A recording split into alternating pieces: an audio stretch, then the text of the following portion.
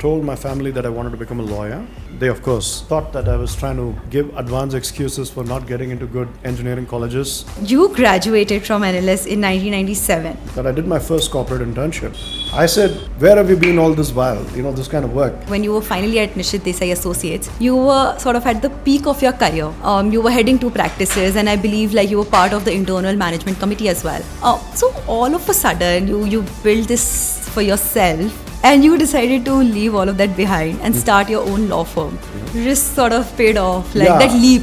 We have deliberately kept it at the certain pace of growth because we value relationships. Hi everyone, welcome to season 1 of Wish I Knew That, a podcast where we dive into the topic of building career outside law, navigating career pivots, and channelizing your inner curiosity. I'm your host Preeti. I graduated from Lady Shri Ram College, and post that I pursued law from Jindal Global Law School. I currently work at a leading legal tech SaaS startup as part of their business team, and I've previously experienced working in arbitration and dispute resolution. That was a bit about me. In today's episode, I interview Vijay Sambamurthi. Vijay is the founder and managing partner of Lexygen, one of the leading law firms in India and Singapore. In this episode, Vijay talks about his formative years in the legal profession and the anxiety and struggle of starting his own law firm. Vijay is not just a lawyer or a risk mitigator, he is a visionary. During our conversation, Vijay shares insights and strategies that no one talked about during law school and that he learned it the hard way. So let's dive in today's episode. Hi Vijay, welcome to Wish I Knew That.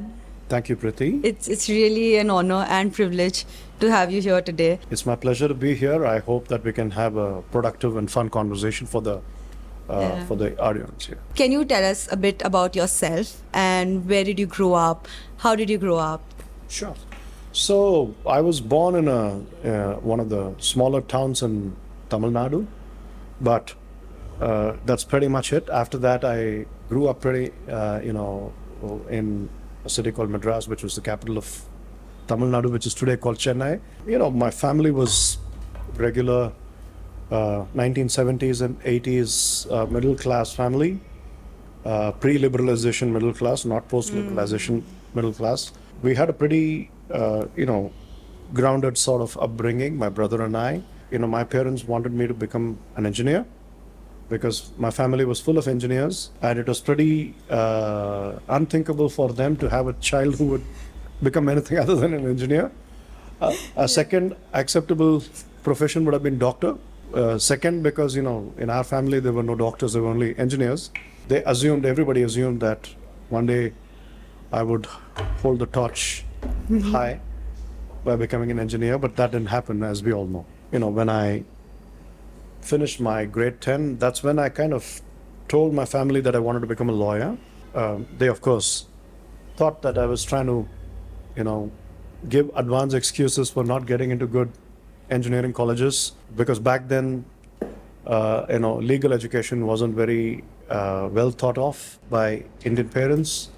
For good reason, because there was not a lot of good investment in legal education by in comparison to say medical colleges, or you had IITs and you had AIMS and top-notch universities like that for those professions, but for law there was nothing.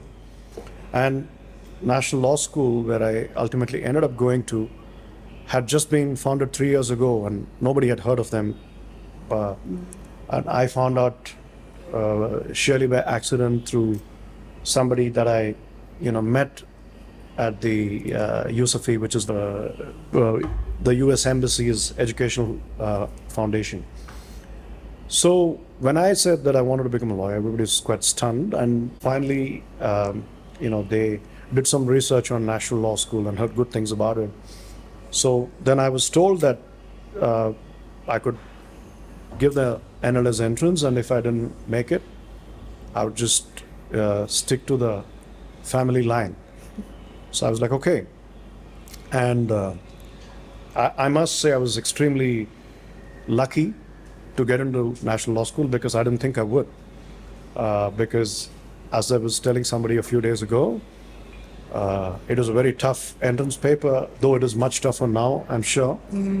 But I didn't even manage to complete the entire paper, right? I missed some 3 pages of questions, but fortunately I got in. Yeah. And so that's how my legal career got off to a start. Not with a lot of support to start with from my family, but then they completely supported me after I got in. Yeah. Can you talk about like, okay, you went to law school. What happened post that? Like, were you able to sort of get the opportunities you wanted after law school? What kind of support you got from university or from your parents? And how did you navigate like the professional trajectory? Okay. See, I think the biggest thing that my parents did for me was instilling in me 2 things. One was a insanely high level of confidence in myself, Yeah. and second was that it's important to do things right than to get them fast. Yeah. So the one thing they said is good things will take time. Be patient. Don't take shortcuts. Don't do wrong things. Don't do, not just illegal things, but don't do wrong things. Yeah. So that was something that was instilled very, very deep in us by my parents. And that I think is a very, very important attribute which has actually helped me in my career.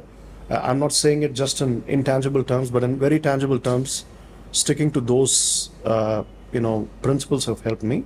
Yeah. And secondly, like I said, I mean, I'm not from a very, it's not like we were from a very poor background, but we were certainly not from a very privileged background. Yeah. So it was very difficult for them to put me through law school because by those days standards, it was very expensive.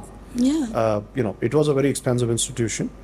So, but not once did they, think about it when I got in. They were thrilled and they wanted to put me through that. So, I mean, they did all that for me. And I also have to thank my brother who by then had started working, and he pretty much paid for the second half of my law school education, which is very, something that I'm eternally grateful for. But apart from all that, they didn't really, or they couldn't really help me in the profession because, there's nobody in the profession in my family. Yeah. So in that sense, to use a cliched phrase, I'm a first-gen lawyer. The way you negotiated, you're going to law school, I think that was the beginning for you. Maybe. I think maybe that was the beginning for my parents too, to believe that if he managed to convince us, he must be able to survive in this profession. Yeah. Though I must say that when I went to law school, I had not even heard of corporate law as a career option. So back then, legal profession meant litigation. Yeah. So India had just gotten liberalized when I joined law school, literally that year. Yeah. So there was no such thing as a corporate law oriented practice because everybody was doing everything. The whole thing about the legal profession was people used to say that the beauty of this profession is today you'd be, you could be drafting a trademark application. Tomorrow you are, drafting some conveyance deed, and day after tomorrow you are in court arguing some writ petition. So all these could be in the same, all these kind of work could be in the same chamber. And a lot of my early internships were primarily litigation internships. So it was only in my 4th year in law school that I did my first corporate internship. And that was a revelation for me. I said, where have you been all this while? This kind of work. Because I had never done that kind of work before, and it was that was in Delhi.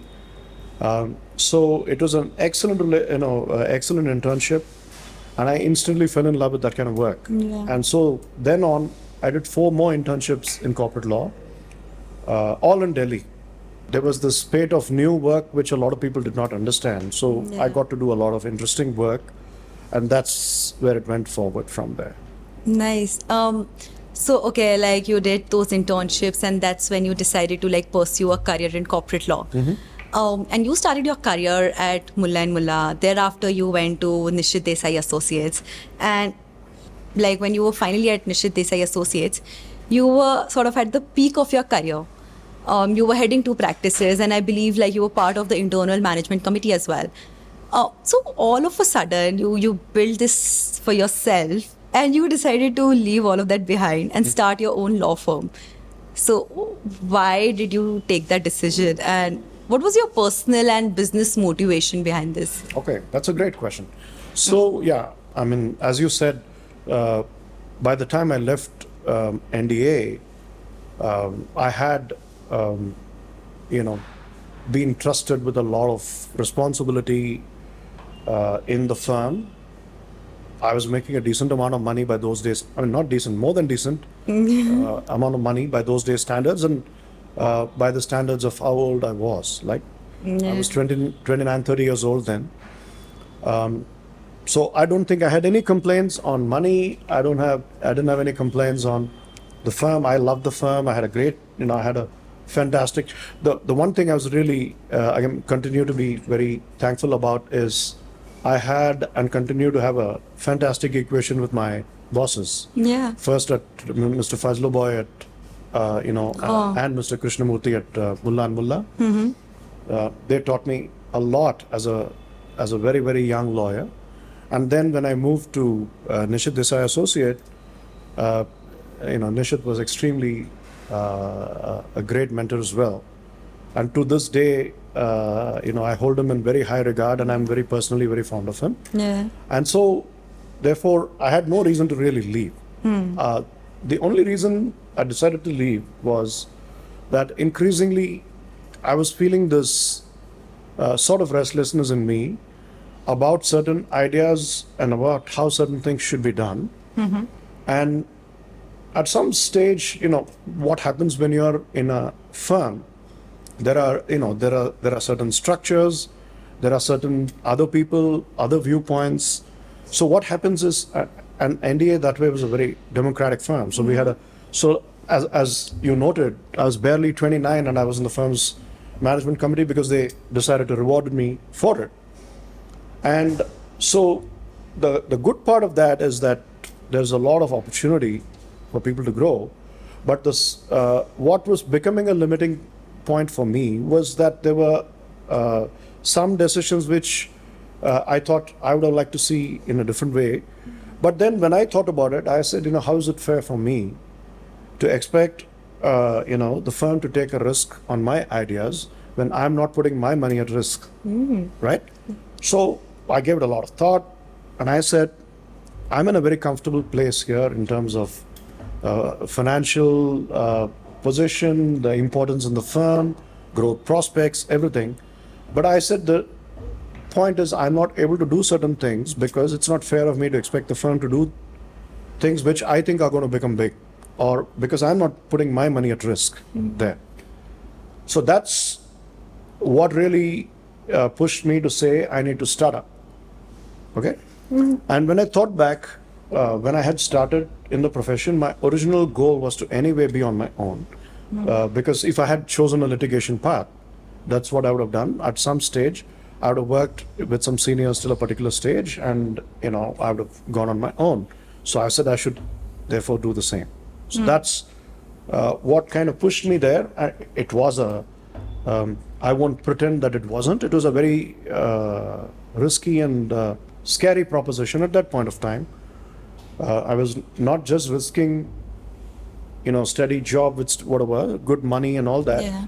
I was also risking all my savings because I had to put everything that I had. So it was a very risky decision, but even through some of the tough and challenging phases of building Lexygen, I have not had one moment where I said, have I done the right thing? Should I maybe have not done this? Not once. And I can say that very honestly. Yeah, this is a common theme I have noticed, like in all my episodes, where people are actually talking about like how they can't just make these one-time decisions. They really have to think of the decisions they're going to take in the coming years. Sure. And, that would be like a defining sort of parameter to build that career they want to. Yeah. So I think that was the similar sort of motivation for you as well to start like building something of your own. One more question I have here on like the similar lines. When you were sort of building your own law firm, a lot of people, they don't know that you actually work today with a lot of startup founders, VC funds, right? And you're very much part of that ecosystem. Yeah. So was that journey like of building your own firm similar to what like a startup founder is doing today? It is very, very, very, very similar. Okay. It's not the same because I think even it's not the same for various reasons. At a fundamental level, being a startup founder in the legal profession is very different because we have very limiting set of challenges that we deal with as law firm founders in India because we have certain regulatory constraints that don't. A very simple example I'll give you is we cannot incorporate as a company, we have to incorporate as a firm, we cannot take, startups have the luxury of going to VCs and others and taking capital, we can't raise capital. Even debt funding is not easy to come by till you become a certain size. And when you become a certain size, it is less relevant to have that capital than it is when you're earlier. So there are different sets of challenges, but I would say that if you ignore these differences, there are a lot of things which are very common. I would say, whether it's a startup founder in fintech or in e-commerce or in law, we deal with similar nightmares and similar excitements. So we still have to worry about how do I pay the next month's bills. We have people to pay, they have to be paid on time. We have, the rent bills to pay. We have to do this, we have to do that. We still have to grow the firm. We can't get too. So how do you strike all those, do you grow aggressively? Do you take a more conservative and staid approach? Do you want to do this? You want to get into this business? Do you want to get into that business? So we think the same thing. We may have different terms. We don't call it get into this business or that business. We say this practice area. Do we want to enter capital markets? Yes or no? Do we want to stick to private equity where we are really strong? Those are the questions that we ask. So it's not very different. We use different terms, we use different issues, but the anxieties are the same because we as founders take responsibility for our team and not just for our team. I mean, the way I look at it as a startup founder, as a law firm founder, I'm building and nurturing and managing a complex set of relationships with a diverse set of stakeholders. Vijay, do you want to talk us through the process of you talked about you had a comfortable job, you did have some savings. Yeah. Then of course, as you rightly said, founders can go ahead and raise the money. But what did you do in your scenario? And how did you sort of get your first client? I mean, I'm very curious about this. Yeah. So to answer the first question, which is more fun, obviously forget about venture funding. Even banks won't lend. So I had to do it the old-fashioned hard way, which is to take all the money that I had saved and put it into the business. So we started in a really, really, really tiny office in 2006. So it was like an office with 2 floors. It looked very fancy. When I tell people about it, I say we started at a 2-level office. They assume it's really fancy, but it's really tiny. We did it up really well. The people that started with me in the early days from my old team, they were also kind enough to accept a pay cut because I told them quite honestly that initially we are not going to be able to afford. So they took a bit of a pay cut. Must have been about 20-25% pay cut. But I made it up to them when we completed 1 year, and I was fortunate to be able to do that because by then business had picked up enough. And so I was able to, pretty much double their pay at the end of the first year.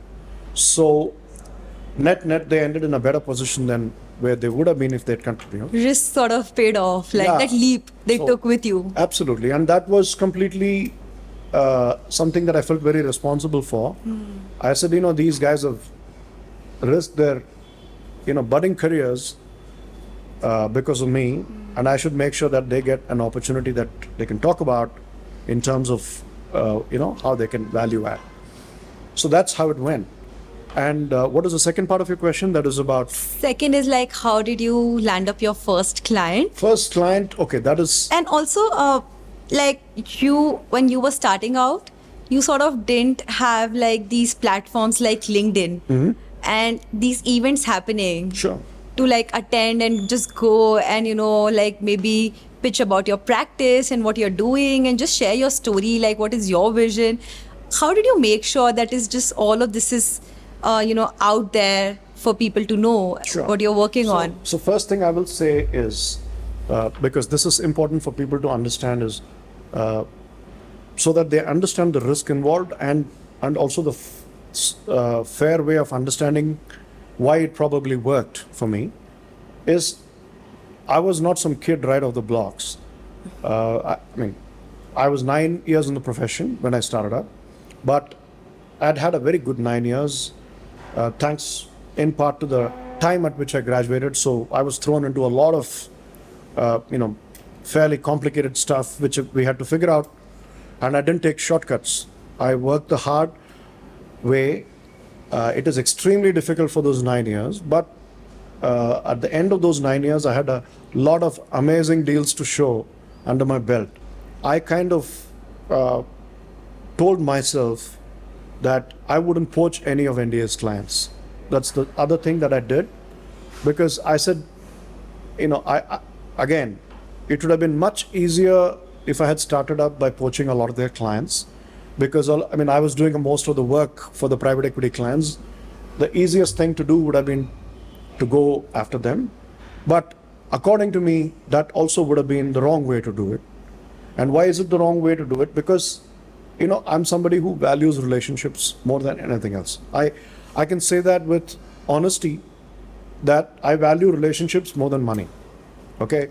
If it was all about the money, I could have built this firm into a much larger firm in a much shorter span of time. We have deliberately kept it at the certain pace of growth because we value relationships.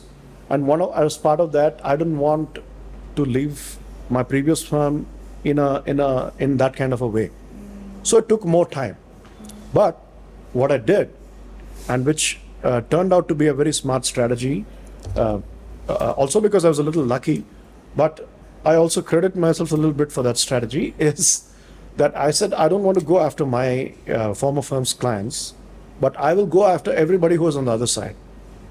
So we had done some very big deals where, we sort of got to know, I had personally gotten to know some people on the other side. They were not NDA's clients. I said, I'm going to make them Lexygen's clients. Wow. So I went after them. I went and met a lot of them, and they obviously had a level of comfort, because though I hadn't advised them, we had worked on the other side. So some of them were, I don't want to take names, but some of them were kind enough to trust us and try us out. And that became a very, big thing for us down the road. Some of those relationships continue even today. Thanks for putting that so beautifully. And I think about this a lot. Like, a lot of people think that when you're taking a risk, or when people are taking risk, they're taking a risk without a parachute. I mean, in your case, the parachute was basically nurturing those relationships, and continue to build on it, and not, as you rightly said, not poaching those clients. I mean, that's the easier way. Yeah. But of course, what paid off right now is you building on those relationships. At the end of the day, the best part about being an entrepreneur is that the buck stops with you. Okay? So you know that no matter what any mentor or coach says, the decision has to come from you. Okay? So you have to take ownership. And if you can't take ownership, don't become an entrepreneur. That's one.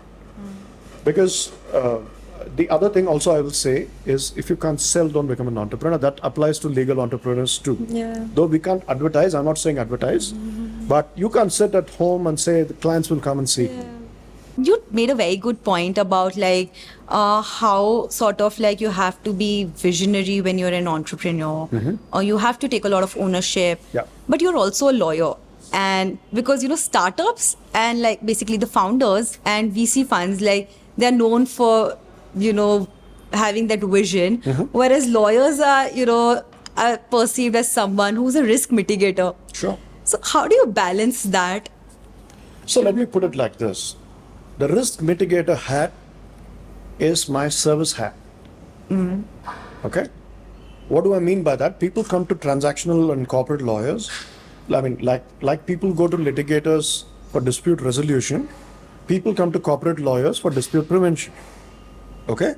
That's a very high level, simplistic way of looking at our profession. So, therefore, if I were to draw a parallel to the software industry, a software entrepreneur has to write code. But a software entrepreneur has to do much more than write code. It's the same thing with a legal entrepreneur.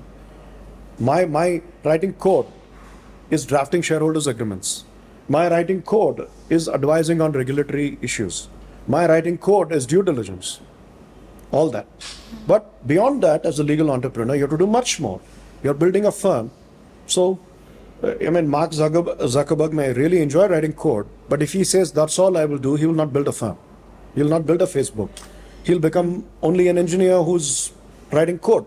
If he wants to graduate to becoming a leader, and this is not only for legal entrepreneurs, this is even for legal firm management people who are lawyers, who are part of the management committee, who become partners. So it's not just the reason I'm saying it's not just for entrepreneurs is it's not only entrepreneurs who need to think like this, but anybody who wants to grow in a firm, you have to think beyond just providing the service. Yes, you have to excel at providing the service because it's a knowledge economy business. So in that sense, I think in all professions, including ours, there need to be multidimensional people because it's not enough to just be good at what you are. You need to be a good people person. It's a profession at the end of the day. It's a very, very people-oriented profession. So Vijay, when I was looking at your profile and just doing my research on you, I couldn't help but notice the fact that you are contributing a lot outside the work. And you've been doing this consistently. What is the motivation and what do you just feel about the need to do it? So, I think it's a very personal thing. I've always felt compelled, obviously after a point of time when I made a little bit of, money and I was also a little senior to be able to do this because there are two things that you're giving. One is money, the other is time. And according to me, time is tougher to give than money because, money becomes a relatively easier decision to do on giving. But the time bit is extremely difficult when you're building a firm, you are being pulled in different directions, but you still have to make the time because that requires discipline and conviction. So, this is something, from the early days of Lexygen, I've fortunately been able to do, is find time for some pro bono stuff. And even at the firm, we have built this culture of doing pro bono stuff. For example, during the COVID time, we had 2 years. There was what we called 1.0 and 2.0. But basically, we did something called the Lexygen COVID Pledge, which was we gave 100 hours. We donated 100 hours of free legal advice to in the first year we didn't even limit it to anybody. We said anybody who wants it, apply. We'll decide whether you are eligible, and if we think you're eligible, we'll do it on a first come first served basis. We have formally signed a partnership with a very reputable not-for-profit organization called the Nudge Institute. So the Nudge Institute is doing phenomenal work to remove ultra poverty in India. And they've been doing this for about 8-9 years now, and they've done a phenomenal job. And I'm personally what they call a founding supporter of the Nudge. So initial involvement was from me. And then I discussed with our partners as to, should we also involve Lexygen formally? So apart from my being a founding supporter of the Nudge, we also got Lexygen signed up as a pro bono partner of Nudge. So they run an accelerator, one of the things. So Lexygen actually provides free legal advice to the cohorts. Every year they have a cohort, the accelerator, and all of them are not-for-profit impact startups.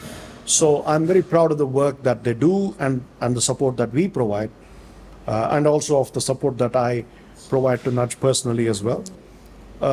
I've been a charter member of TIE for about more than 12 years now. Can you please tell us what TIE is? So, TIE is basically the Indus Entrepreneurs. It's a not-for-profit organization that was, founded in the Silicon Valley in 1992 by some Indian entrepreneurs, Indian American entrepreneurs, and it's basically a huge organization now. It has about 62 chapters worldwide, So Bangalore is one of the chapters which is very strong in India. So for almost 10 years, I was part of the Bangalore chapter. When I relocated to Singapore 2 years ago, I have now become, for the last 2 years, I've been with the Singapore chapter. But, I've been involved with a lot of their events as a charter member. I've been mentoring a lot of startups. I've been investing in a lot of startups. I've also been a part of the mentors panel for NASSCOM's 10,000 Startups program. They have this, in Diamond District here, they have a startup warehouse or whatever they call it. So I've been therefore helping in my own way. Ultimately, it has to be stuff which I enjoy doing. That's what I like to do. And some of the other things which I periodically, like to do are more not law related, which are more, for example, some are in the healthcare related side. I don't want to bore everyone with too much of that detail, but I think all these things ultimately stem from personal conviction. I personally think people shouldn't be forced to do these things. Thanks for sharing that, because, even when I was thinking about this podcast, I had like the same idea that I really want to pay it forward. Sure. I mean, I was able to make a pivot to a career that I wanted to pursue. And I would now want to help others too. Before we end our conversation, I have this one question. Because you graduated from NLS in 1997. So what's the difference you see now between the time you graduated and the folks who are graduating now? And these are the same folks you are hiring right now, right? As your A0s or as A1. So what's the difference you see right now? See, biggest difference I would say is money. There's lots more money in the profession when you start. When I took my first job, my monthly pay was 9,000 rupees, and that was in Bombay. I used to spend, I'm not exaggerating, I used to spend almost 70% of my pay in rent. That's in a corporate job, right? Corporate job. Corporate I never worked in litigation. I always, it is a more broad-based corporate job where I did some litigation, but primarily it was a corporate job. And so today at Lexygen, we pay almost, 12 times that, if not more. We pay around 1.25 lakhs a month as compared to 9,000 a month. Thanks for sharing. But it's also been 27 years, right? So I think, but it is certainly, if you look at inflation and stuff, it has still been tremendously uplifting for, I think, young lawyers today in terms of opportunity. And it's opportunity, there are much more jobs. So back when we got started, there were very few jobs like that available. There have also been a lot more lawyers now out in the market. So the demand has increased, but also the supply. So I think it has probably become a little more difficult, arguably, despite there being far more jobs. But I think the biggest difference I see is that before I say this, let me also talk about one other thing: the working conditions. When we started off, law offices were not very glamorous. They used to look pretty Spartan. And so, for example, when I started at Mullah and Mullah, we used to have dot matrix printers, and some of the computers had word star. I mean, I don't know if you know what those words mean. Do you know what a dot matrix printer is? I'm guessing not.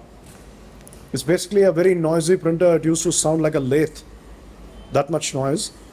And word star computers had, MS-DOS based. I'm guessing you don't know what MS-DOS is either. Okay. MS-DOS was a pre-Windows operating system. Okay. So screens used to literally look dark. And so we used to work on those pre-Windows machines. That's when I started my career. There was no email. I was working, for example, in my days at Mullah and Mullah on a huge, Indian Oil Corporation's disinvestment deal. So it was a GDR offering. So there would be like a 250-page offer document that would be sent to us by fax. The fax operator wouldn't have the patience to wait for it. So she'd be like, pick it up if you want, I'll come and deal with it tomorrow. So I would have to part of my job description was, to the people who say I didn't go to law school for this, my job was fax operator. So I had to wait there, pick up the fax, which was 250 pages. It used to be really slow. And then arrange it the correct way, and then go back upstairs, do my set of markups. How do you do markups in a paper? With a pencil. So the old editing way, which is my son makes fun of me today when he says, when he gives me a piece of paper, I keep doing, he says, why do you put all those arrows over there? That's all hangover from my Mullah and Mullah days. 250-page document, you pretty much had to sit through the night because you don't have track changes, you don't have soft copy, you don't have email. And now's the funniest part. I would finish doing the markup by 5 a.m. and then I had to fax it all back to the New York fellow. That was my job too, because the operator wouldn't arrive till 10 o'clock. That would take another 1 hour of my time, right? So that's how limiting it was. And while I'm saying it in a very romanticizing way, it also meant a huge amount of inefficiencies, which today's lawyers don't have to deal with. And I put myself in that category as well. Today I don't have to deal with it, so I'm much more efficient because of technology. All right. Thanks for sharing that. I mean, that's a good way to end our conversation. And there was a lot of wisdom in what you shared. Of course, as you've said, like certain things might sound controversial, but of course, I'm just glad you shared all of that. And Absolutely. I hope people find this extremely useful. People who are just coming out of law school or maybe, are in their early days at profession. So yeah, thanks for sharing that. It's my pleasure. Thank you. And it was a very enjoyable conversation. Yeah. Thanks for inviting me. I had fun too. Absolutely. Thanks, Vijay. Thanks, Preeti.